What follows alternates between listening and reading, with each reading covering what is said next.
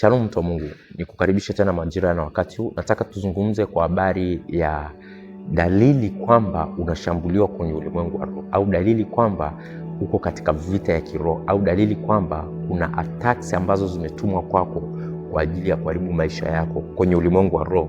Na hizi attacks huwa zinatoka direct upande wa pili, upande wa adui, upande wa giza, especially kwa wewe ambaye ni Mkristo. Napenda kuzungumza na wewe ambaye umeokoka, unamjua Yesu na unaitishwa kwa jina la Bwana, kwamba ziko dalili ambazo kwenye maisha yako utakiwa uzipuzie kabisa, ambazo wakati mwingine huwa ishara zake au signs zake huwa zinakuja kwenye maisha ya ambayo tunaishi kawaida ya nje ya damu na nyama, ambazo hizo dalili unatakiwa uziangalie sana na uzizingatie, usije ukazipuuza. Maana ukizipuuza, either unaweza ukaingia kwenye matatizo, either unaweza ukaingia kwenye shimo, either unaweza kuingia kwenye kipindi ambacho kitakugharimu au kitakuhitaji ulipe gharama kubwa sana uweze kutoka kwenye hicho kipindi au kwenye hiyo hali. So nataka nikazielezea, lakini dalili ya mwisho ni ya muhimu sana uizingatie, kwa sababu hii ndio ambayo itakuwa imebeba msingi mzima wa kile ambacho ninakizungumza hapa leo. Dalili ya kwanza ni ile kupoteza hamu ya kwenda kanisani. Kupoteza hamu ya kwenda kanisani au kwenda kwenye nyumba ya ibada. Watu wengi wamedhani hili ni jambo la kawaida kwenye maisha yao, na wengine bila kulichukulia kwa uzito wameliacha tu likaenda kama lilivyoenda, na wameona kama ni sehemu ya maisha. Lakini nikwambie, hiyo ni ishara kwamba kwenye ulimwengu wa roho kuna ataki imeandaliwa kwa ajili yako ambayo sio nzuri kabisa hata kidogo. Pengine unaweza usione madhara yake kwa sasa, lakini kwa miaka 2, 3, 4 ijayo, maana yake unaweza kukutana na hasara ambayo ni kubwa sana. Unaweza kukutana na madhara makubwa sana ya kile kitu ambacho kilianza kukutokea miaka 2, 3 nyuma kabla. Lakini ukikizingatia hicho kitu, ukakifanyia kazi, ukaanza kutafuta namna ya kuweza kurudisha ile hamu ambayo ilikuwa imepotea kwa ibada, basi ujue ya kwamba utakuwa umepona. Lakini dalili nyingine ni kuanza kuwachukia wapendwa, kuwachukia Wakristo wenzako, kuwachukia watu ambao walikuwa ni marafiki zako wa kiroho, ni marafiki zako mnaenda kanisani, ni marafiki zako, ni wale watu ambao ulikuwa unafuatana nao kanisani, ambao ulikuwa unashiriki nao mambo ya kimungu, unashiriki nao neno la Mungu, na saa nyingine unapigiana nao simu hivyo. So unaanza kushangaa, unawachukia from nowhere. Yani hakuna sababu ya msingi ya kukufanya kwamba kwa nini uwachukie, but unakuta automatic roho yako inaanza kuwachukia, unaanza kuwaepuka, unaanza kuwakataa.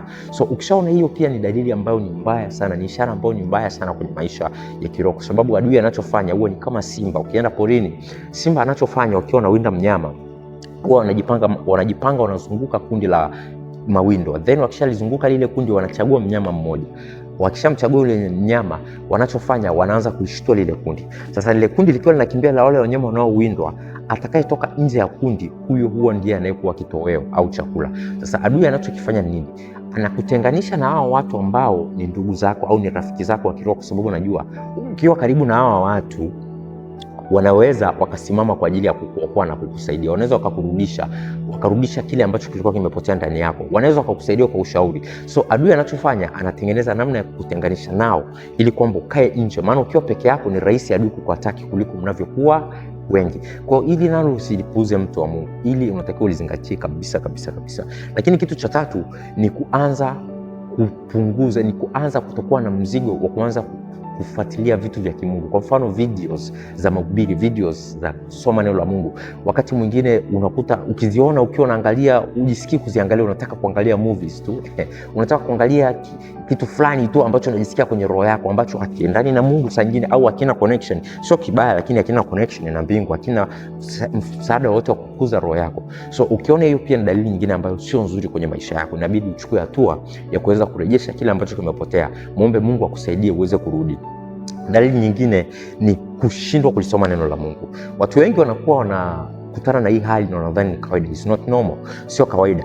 Mtu kwanza, ukiwa, kwa sababu nakwambia neno la Mungu, kwa sababu kwenye kulisoma neno la Mungu ndipo tunapata maarifa. Kwenye kulisoma neno la Mungu ndipo tunapata nguvu za ndani za kutujenga za kiroho, kwa sababu Biblia inasema maarifa ni, ukiwa na maarifa ni sehemu ya, yani ni sehemu ya silaha, ni nguvu. Knowledge is power. Ukiwa na maarifa ni nguvu ya kukusaidia kusonga au kumpinga adui. So ukielewa neno la Mungu kwa kina, maana yake kuna namna adui hawezi kukufuata au kuataki maisha yako kwa sababu ya uelewa. Na Hosea 4:6 inasema watu wangu wanaangamizwa kwa kukosa maarifa. So unapolisoma neno la Mungu unapata maarifa, lakini Biblia inasema kwamba kumcha Bwana ndio mwanzo wa maarifa. So katika kulisoma neno la Mungu ndipo utakuta maarifa mengi ya kukusaidia, kukujenga, ili kwamba uweze kupata kujua ni mbinu gani, ila gani ambazo anatumia, kwa sababu Biblia pia inasema tusiache kuzijua ila za shetani. So kwa kulisoma neno la Mungu tutajua siri nyingi, tutaelewa vitu vingi. So adui anachotaka kufanya, anakukatisha hiyo hali ya wewe kulisoma neno la Mungu ili kwamba aweze kupata nafasi ya kuanza kukuiba taratibu.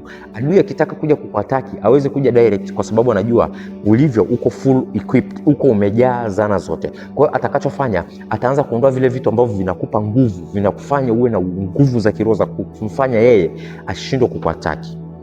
Nafikiri umenielewa mtu. Lakini kingine ni ile hali ya kuanza kuchukia au kutokuzipenda aina fulani ya nyimbo za kumsifu na kumwabudu Mungu, especially nyimbo ambazo zina upako, zina mafuta ya Mungu ndani yake.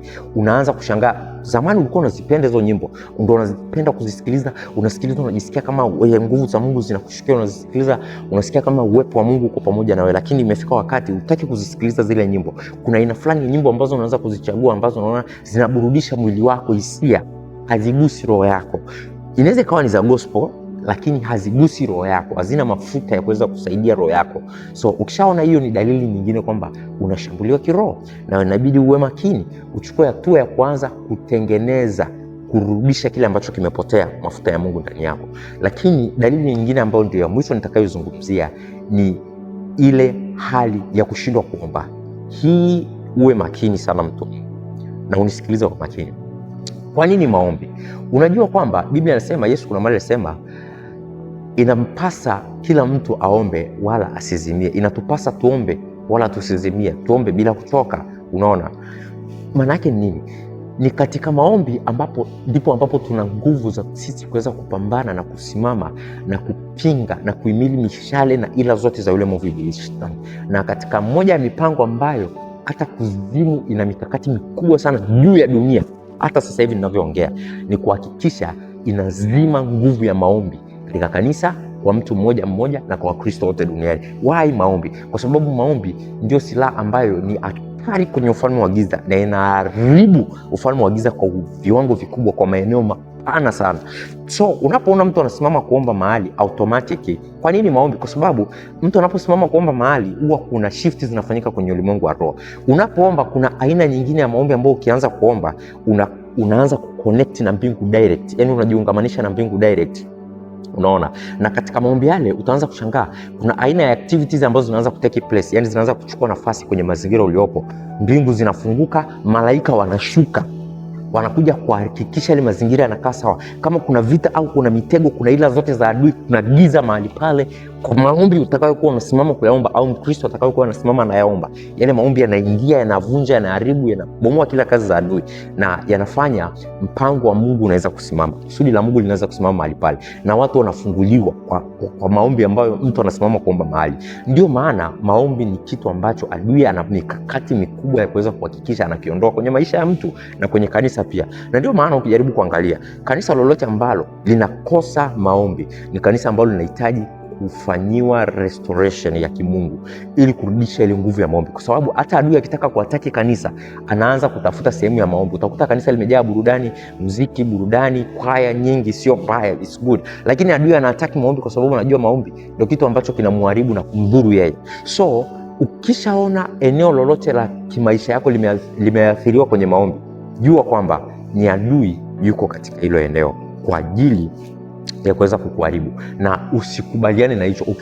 Ukishaona hii ishara ya mwisho ya maombi yako, umeanza kupoteza nguvu ya maombi, tafuta mtu unayemjua ambaye yuko vizuri wa kiroho, nenda kaombe naye, mwambie akusaidie, omba naye. Maana wakati mwingine sisi pia kwenye roho zetu huwa tunahitaji kama kuboost, kama kushtuliwa, au kama magari, unavyoona gari limeshindwa kujiwasha, battery iko low, unaenda kwa mwenzako unaomba naomba battery, au gari lingine linakuja linakuboost, likiboost ile battery inapata nguvu, inachaji, nayo inajichaji, inakuwa inaendelea kuwa na nguvu. Vivyo hivyo hata maisha yetu ya kiroho, kuna wakati tunakuwa tuko chini, tuko low kwenye roho zetu. So tunahitaji watu ambao wako full charged, waweze kutuchaji, waweze kututia nguvu na sisi, ili kwamba tuweze kuendelea kuwa na moto ule ule. Na huo ndio mpango na kusudi la Mungu.